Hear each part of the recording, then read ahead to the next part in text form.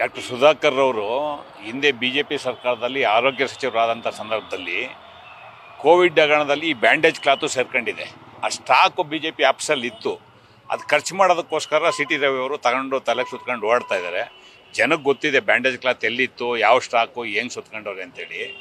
ಅವ್ರು bandage cloth ಎಲ್ಲೇ ಸುತ್ಕೋಬೇಕೋ ಸುತ್ಕೊಳ್ಳಿ, ಬರೀ ತಲೆಗೆಲ್ಲ ಇನ್ನೂ ಎಲ್ಲೆಲ್ಲಿ ಬೇಕೋ ಸುತ್ಕೊಳ್ಳಿ, ಅದೆಲ್ಲ ಪ್ರಶ್ನೆ. ಏನು BJP ಅವರು ಸಂಘ ಪರಿವಾರದವರು ಮಹಿಳೆಯರ ಬಗ್ಗೆ ನಮ್ಗೆ ಅಪಾರವಾದಂಥ ಗೌರವ ಇದೆ ಅಂತ ಹೇಳ್ತಾರೆ.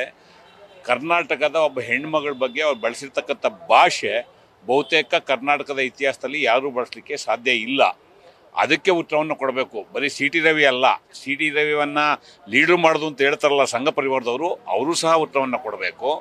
ಭಾರತೀಯ ಜನತಾ ಪಕ್ಷದ ನಾಯಕರು ನಮಗೆ ಸಂಸ್ಕಾರ ಇದೆ, ಸಂಸ್ಕೃತಿ ಇದೆ, ಇತಿಹಾಸ ಇದೆ, ಸನಾತನ ಧರ್ಮ ಅಂತ ಹೇಳ್ತಾರಲ್ಲ, ಇವರು ಈ ಸನಾತನ ಧರ್ಮ ಏನು, ಮಹಿಳೆಯರ ಬಗ್ಗೆ ಈ ಥರ ಪದ ಬಳಕೆ ಮಾಡೋದು ಇವರ ಸನಾತನ ಧರ್ಮನ, ಇವರ ಸಂಸ್ಕೃತಿನ, ಇವರ ಒಂದು ಹಿನ್ನೆಲೆನ ಅವ್ರು ಹೇಳಬೇಕು. ಹಾಗಾಗಿ ಬ್ಯಾಂಡೇಜ್ ಬಟ್ಟೆ ಪಾಪ ಇನ್ನೂ ಸ್ಟಾಕ್ ಜಾಸ್ತಿ ಇದೆ. BJP CT ರವಿ ಒಬ್ಬರೇ ಅಲ್ಲ, ನಾಯಕರು ಎಲ್ಲರೂ ಅವ್ರು ಎಲ್ಲೆಲ್ಲಿ ಬೇಕು ಎಲ್ಲ ಕಡೆ ಸುತ್ಕೊಳ್ಳಿ, ನಮ್ದೇನು ಅಭ್ಯಂತರ ಇಲ್ಲ. ಬಹುತೇಕ ಅವ್ರಿಗೆ ಈಗ ಅವ್ರ ಪದ ಬಳಕೆ ಬಗ್ಗೆ ಮಾತಾಡಿದ್ರೆ ಈ ಪೋಸ್ಕೋ ಕಾಯ್ದೆ ಬಗ್ಗೆ ಮಾತಾಡಬೇಕಾಗತ್ತೆ. ಯಡಿಯೂರಪ್ಪನವರು ಜಾಮೀನು ಮೇಲಿದ್ದಾರೆ. ಅದೇ ಥರ ಸನ್ಮಾನ್ಯ ಬಸವರಾಜ ಬೊಮ್ಮಾಯಿರವರು ಇಂಜೆಕ್ಷನ್ ಆರ್ಡರ್ ತಗೊಂಡಿದ್ದಾರೆ, ಅದ್ರ ಬಗ್ಗೆ ಮಾತಾಡಬೇಕಾಗತ್ತೆ. ಸನ್ಮಾನ್ಯ ಸದಾನಂದ ಗೌಡರು ಇಂಜೆಕ್ಷನ್ ಆರ್ಡರ್ ತಗೊಂಡಿದ್ದಾರೆ, ಅದ್ರ ಬಗ್ಗೆ ಮಾತಾಡಬೇಕಾಗತ್ತೆ. ಹಾಗಾಗಿ ಅದು ದೊಡ್ಡ ಇತಿಹಾಸನೇ ಇದೆ. ಮತ್ತು ಹಿಂದೆ ಸದನದಲ್ಲಿ 3 ಜನ ಮಂತ್ರಿಗಳು ಬ್ಲೂ ಫಿಲಮ್ ನೋಡಿದಂಥವ್ರು ಸಹ ಭಾರತೀಯ ಜನತಾ ಪಕ್ಷದವರೇ. ಇವೆಲ್ಲ ಇತಿಹಾಸದ ಬಗ್ಗೆ ಮಾತಾಡಬೇಕಾಗುತ್ತೆ ಅಂತೇಳಿ ಬಾಯಿಗೆ ಬಟ್ಟೆ ಹಾಕ್ಕೊಂಡಿದ್ದಾರೆ. ಬಹುತೇಕ ಈ ಬ್ಯಾಂಡೇಜ್ನ ಎಲ್ಲರೂ BJP ನಾಯಕರು ಇನ್ನೊಂದು ಸ್ವಲ್ಪ ಬಾಯಿಗೆ ಸುತ್ಕೊಂಡ್ಬಿಟ್ರೆ ಅದು ಒಳ್ಳೆಯದು. ಸರ್, ಈಗ ಹೊರಟ್ಟಿ ಅವರು ಸದನದಲ್ಲಿ ಅದು ಮುಗಿದ ಅಧ್ಯಾಯ ರೂಲಿಂಗ್ ಕೊಟ್ಟಿದ್ದೀನಿ ಅಂತೇಳಿ ನಿನ್ನೆ ಸ್ಟೇಟ್ಮೆಂಟ್ ಕೊಟ್ಟಿದ್ದಾರೆ. ಈಗ ಸದನದ ಹೊರಗಡೆ ಹಲ್ಲೆ ಆಗಿದೆ ಅಂತೇಳಿ ಅವರು ಬಿಂಬಿಸ್ತಾ ಇದ್ದಾರೆ, BJP ನಾಯಕರು ಬಿಂಬಿಸ್ತಾ ಇದ್ದಾರೆ. ಸೊ ನೀವು ಯಾವ ಇದನ್ನ ಇಟ್ಕೊಂಡು ಹಿಂಗೆ ಅಂದಿದ್ದಾರೆ ಅಂತೇಳಿ ನೀವು ಹೋಗ್ತಾ ಇದ್ದೀರಿ?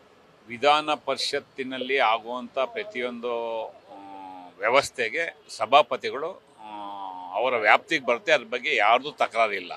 ಇಲ್ಲಿ ಭಾಳ ಪ್ರಮುಖವಾಗಿ ಗಮನಿಸಬೇಕಾಗಿರ್ತಕ್ಕಂಥದ್ದು, ಸದನದ ಕಲಾಪ ನಡೆಯುವಂಥ ಸಂದರ್ಭದಲ್ಲಿ ಆಗಿರ್ತಕ್ಕಂಥ ಘಟನೆ ಅಲ್ಲ ಇದು. ಸದನ ಮುಂದೂಡಿದ ನಂತರ ಆ ಮಧ್ಯದ ಅವಧಿನಲ್ಲಿ CT ರವಿಯವರು ನಡ್ಕೊಂಡಿರ್ತಕ್ಕಂಥ ನಡವಳಿಕೆ.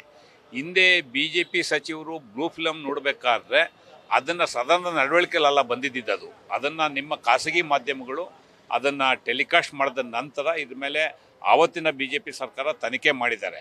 ಅಂದರೆ ಖಾಸಗಿ ಮಾಧ್ಯಮಗಳನ್ನ ವಿಚಾರಣೆ ಮಾಡಿ ಆ ಸಾಕ್ಷಿಯನ್ನು ತಗೊಂಡು ಆ ವರದಿಯನ್ನು ಕೊಟ್ಟಿಲ್ಲ, ಅದು ಎರಡನೇ ಪ್ರಶ್ನೆ. ಆದರೆ ತನಿಖೆಗೆ ಒಳಪಡಿಸಿದ್ದಾರೆ. ಇವತ್ತು ಸಹ ಕರ್ನಾಟಕದ ಒಬ್ಬ ಹೆಣ್ಮಗಳ ಬಗ್ಗೆ ಅವ್ರು ಬಳಸಿರ್ತಕ್ಕಂಥ ಭಾಷೆ ಬಗ್ಗೆ ಸಭಾಪತಿಗಳು ನನ್ನ ವ್ಯಾಪ್ತಿಗೆ ಬರುತ್ತೆ ಬರಲ್ಲ ಅನ್ನೋದು ವಿಮರ್ಶೆ ಮಾಡೋ ಬದಲು ಈ ವಿಧಾನ ಪರಿಷತ್ತಿನ ಪರಂಪರೆ, ಗೌರವ ಮತ್ತು ಸಂಸ್ಕೃತಿಯನ್ನು ಎತ್ತಿಡೋ ಹಿನ್ನೆಲೆಯಲ್ಲಿ ಸ್ವಯಂ ಪ್ರೇರಿತವಾಗಿ ಅವರೇ ತನಿಖೆಗೆ ಆದೇಶ ಮಾಡಬೇಕು ಅಂತೇಳಿ ಕಾಂಗ್ರೆಸ್ ಪಕ್ಷ ವಿನಂತಿ ಮಾಡುತ್ತೆ.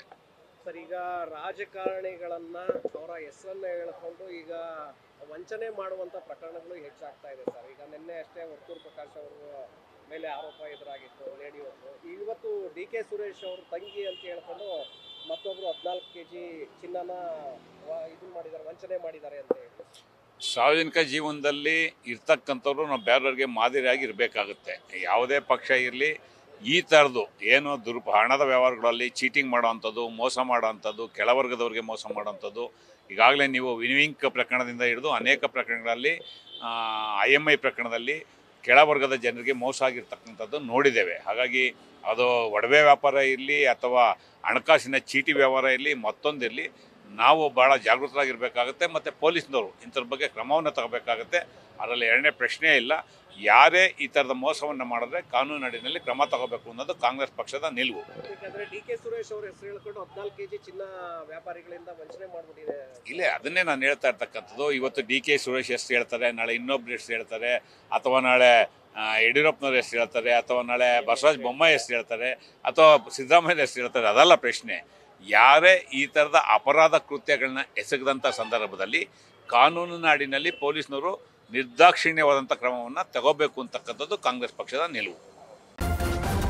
ನ್ಯೂಸ್ ಫಸ್ಟ್, ನಿರ್ಭೀತಿಯಿಂದ ನಿಮ್ಮ ಪರವಾಗಿ.